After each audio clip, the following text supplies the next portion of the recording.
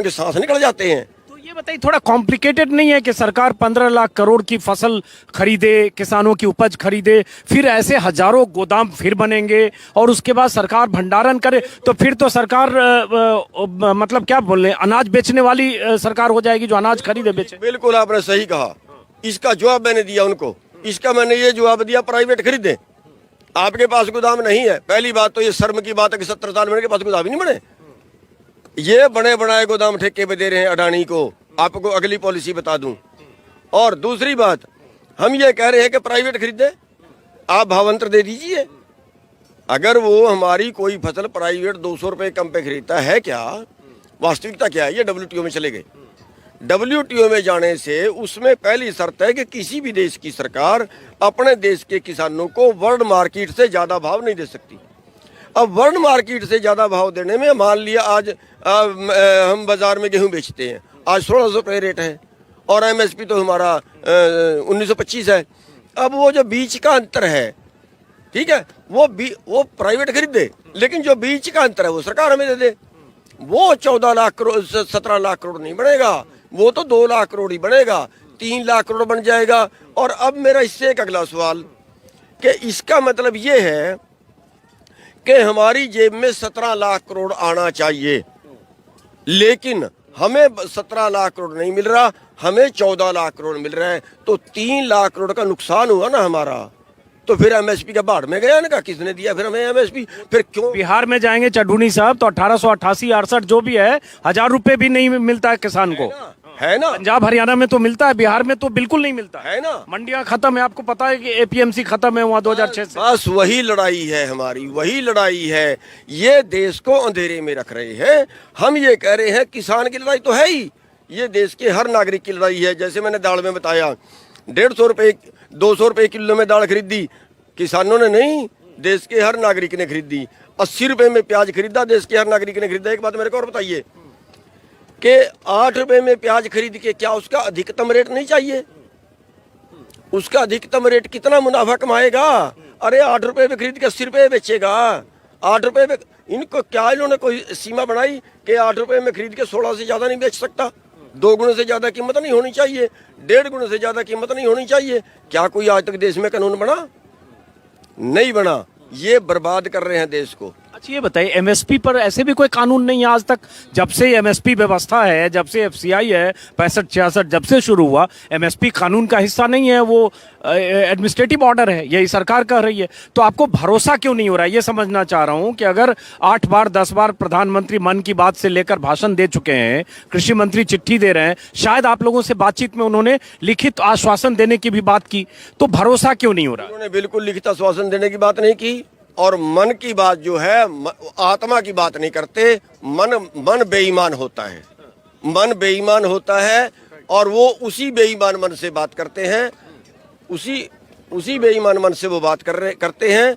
मन की बात करते हैं, आत्मा की बात नहीं करते। हम ये कह रहे हैं आत्मा की बात करें, आत्मा की आवाज सुने। आत्मा ये कहती है कि आज हमारा देश 107 देशों में 94 नंबर भुखमरी में पहुंच गया है, इस देश को बचाइए। आज एक आदमी की आमदन 90 करोड़ प्रति घंटा है, उसकी आमदन को और बढ़ाने की बात कर रहे हैं।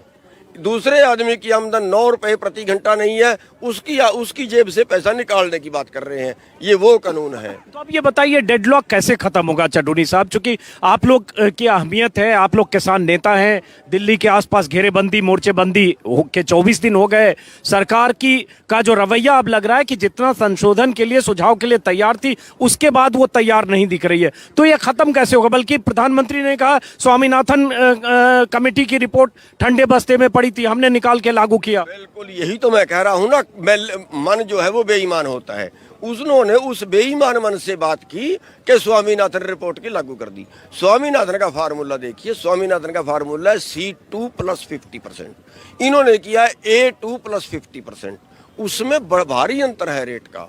C2 इन्होंने नहीं दिया है और फिर ये उसी मैले मन से, उसी बेईमान मन से बात करते हैं। तो अब ये बताइए कि आप जिस ढंग से जो बात जहां पे अटकी है, अब बात किसान नेता वर्सेस सरकार, तो अब ये लग रहा है बीच में बात अटक गई है दोनों तरफ से। जैसे होता है ना कि पंचों की बात सिर माथे, खूंटा यहीं गड़ेगा, सरकार भी वैसे ही कर रही है, किसान नेता भी अब वहीं पर हैं। तो किसान नेता वहां पर नहीं है, बिल्कुल नहीं है, बिल्कुल नहीं है।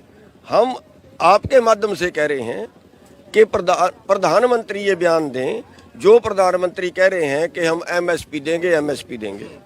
हम ये कह रहे हैं कि एमएसपी की गारंटी का कानून बनाएं। क्या वो तैयार है बनाने के लिए?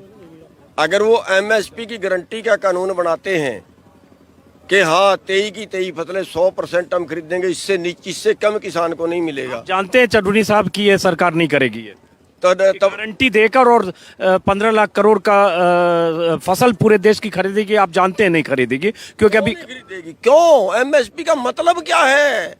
एमएसपी का अर्थ क्या है? न्यूनतम, न्यूनतम, कम से कम। अरे हमसे कम से कम भी नहीं मिलेगा। ये कौन सा देश है? हमें कम से कम। फिर वो बोलते क्यों है? फिर वो बोल दे कि हम एमएसपी नहीं देंगे, हम एमएसपी नहीं दे सकते, बोल रहे हैं। ये ना करें ना, अभी देंगे नहीं लेकिन बोल लेंगे जरूर। तो आप तो ये चाहते हैं ना कि चाहे प्राइवेट प्लेयर खरीदे, चाहे कॉर्पोरेट खरीदे, चाहे अडानी खरीदे, चाहे कोई खरीदे, वो एमएसपी से नीचे ना खरीदे, सिर्फ सरकार खरीदे, जरूरी तो है नहीं। हम ये कह रहे हैं प्राइवेट भी खरीदे तो एमएसपी से ऊपर खरीदे, लेकिन प्राइवेट मार्केट के भाव पे खरीदेगा।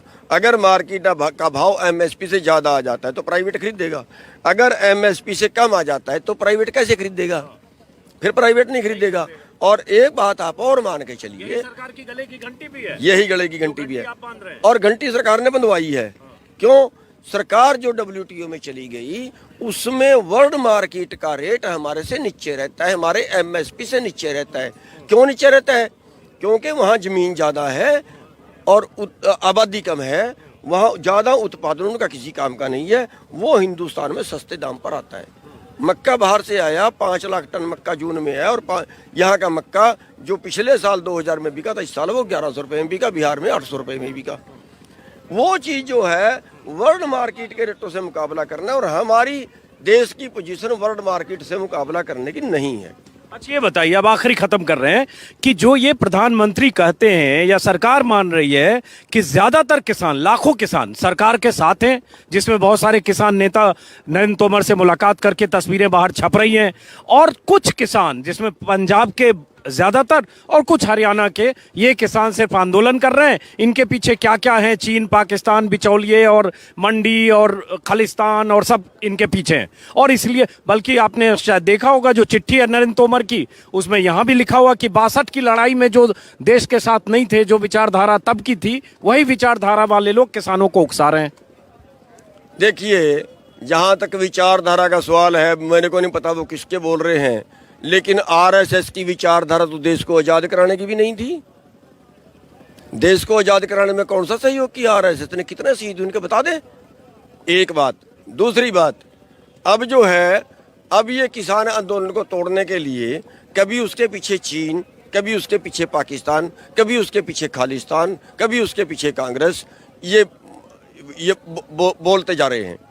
लेकिन आज आप देखें, मजदूर से लेकर और व्यापारी तक का इस आंदोलन में सहयोग मिल रहा है, और ये इतना बड़ा आंदोलन हमारे किए से नहीं हुआ।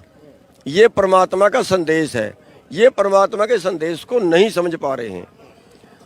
ये मतलब इतना बड़ा आंदोलन, कोई मूर्ख नहीं है किसान। इन्होंने हरियाणा में प्रेस कॉन्फ्रेंस करके समझाना चाहा, इन्होंने हरियाणा में किसान सेमिनार करके समझाना चाहा, इन्होंने हरियाणा में ट्रैक्टर यात्रा निकाल के समझाना चाहा, लेकिन मुंह की खाई। अब एक पापी मन से एक और कर रहे हैं। आज जो है ये SYL का मुद्दा उठाया हुआ है, आज उस पर ड्रामे कर रहे हैं। मैं ये कहता हूं कि जब वाजपेयी की सरकार थी केंद्र में, और हरियाणा में चौटाला बीजेपी की सरकार थी, पंजाब में बीजेपी और बादल की सरकार थी, तब ये जिंदे मर के दे गए। उसके बाद 2014 में केंद्र में बीजेपी की सरकार थी और हरियाणा में बीजेपी की सरकार थी, और 2017 तक पंजाब में बीजेपी और बादल की सरकार रही, तब ये बीजेपी पे एक सांस नहीं निकाला इन्होंने। अब आंदोलन हुआ है तो हरियाणा और पंजाब में फूट डालते हैं, कभी पाकिस्तानी बताते हैं, कभी चाइना के बताते हैं, कभी कांग्रेस के बताते हैं। ये षड्यंत्र सारे, लेकिन हमारे से तो मुकाबला कर सकते हैं, हमारे में तो कोई बात ही नहीं है। हम तो हैं ही कौन सरकार के आगे, किस खेत की मुड़ी है। लेकिन ये तो परमात्मा से मुकाबला करने पकड़ गए।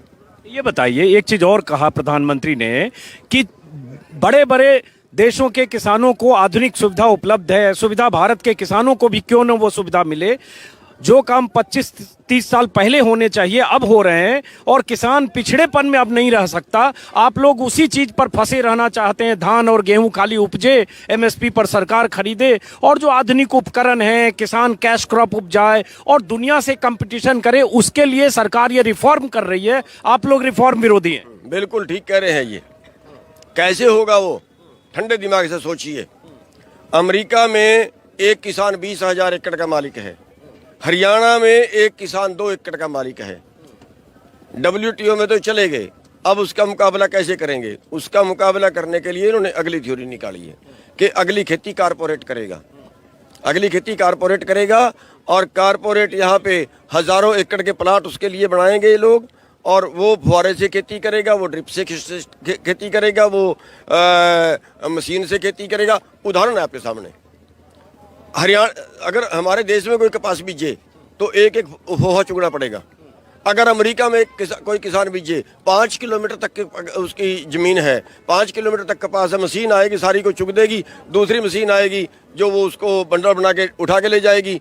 तो क्या हरियाणा का किसान जो हाथ से एक एक फोहा चुगता है वो उसका मुकाबला कर पाएगा? अब यहाँ भी वो कहते हैं कि यहाँ भी हम 10,000 एकड़ का प्लाट बनाओ और 5 किलोमीटर तक एक ही आदमी की ज़मीन हो, एक ही कंपनी की ज़मीन हो, और वो सारी मशीन से खेती करे, तब जाके अमेरिका के किसान का मुकाबला करेगा। वो जो यहाँ पैदा करना चाहते हैं, यानी अगली जो चोट है वो खेती किसान नहीं करेगा, खेती भी कारपोरेट करेगा। अब की कानूनों से एग्रो बिजनेस कारपोरेट को जाएगा, और उसके अगली प्लानिंग एग्रीकल्चर कारपोरेट को जाएगा। वो कह रहे हैं आप यही सब कह के किसानों को डरा रहे हैं, बरगला रहे हैं, किसानों के कंधे पर बंदूक रखकर चला रहे हैं, या आपके कंधे पर कोई बंदूक रखकर चला रहा है, जमीन छिन जाएगी और कॉर्पोरेट आएगा, ये सब आप डरा रहे हैं किसानों को। दरअसल जो कॉन्ट्रैक्ट फार्मिंग है, या जो कानून है, उसमें जमीन किसान की ही रहेगी। अगर उस पर कोई कंस्ट्रक्शन करता है तो भी वो उसकी मालकियत नहीं रहेगी। तो ऐसी बहुत सारी चीजें सफाई दी जा रही है। उदाहरण, मेरे ऊपर 30-32 मुकदमे इसी आंदोलन में दर्ज कर चुके हैं, 307 के। क्या मेरे को प्रधानमंत्री बनना है? मेरे को तो प्रधानमंत्री नहीं बनना। मैं किसानों को क्यों बहकाऊंगा, क्यों अपने ऊपर मुकदमे दर्ज करवाऊंगा, क्यों इनके लटकाऊंगा, क्यों इनके पानी के फुहारे झेलूंगा? मेरे को क्या जरूरत है, क्या लालच है? ये लोगों को गुमराह करते हैं अपना राज चलाने के लिए। लेकिन हम ये कह रहे हैं कि ये तुम्हारे जितने षड्यंत्र हैं ना, हम तो कुछ चीज ही नहीं है इनके आगे। लेकिन ये तो खुदा से टक्कर ले रहे हैं।